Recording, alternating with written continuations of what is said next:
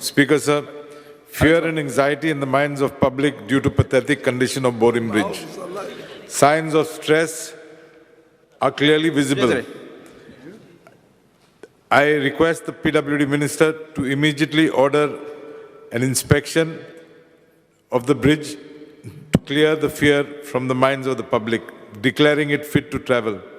Further, the Honourable Minister should inform this August House what steps have been taken to build a new bridge. Yes. Alex Borim, sir.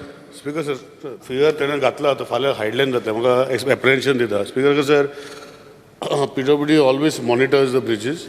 आणि जे खंयतरी wearing जाता तेजे replacement आता कितें जाला Speaker, sir, entire traffic is diverted on that bridge, heavy traffic. आणि even the बारीक कितें pothole मारला तेजेर highlight जाता.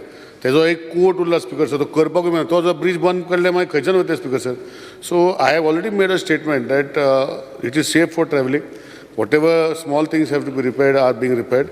There are small bearings which periodically have to be changed, which are going to be changed. We are trying to fasten the Zuari Bridge, Speaker, sir.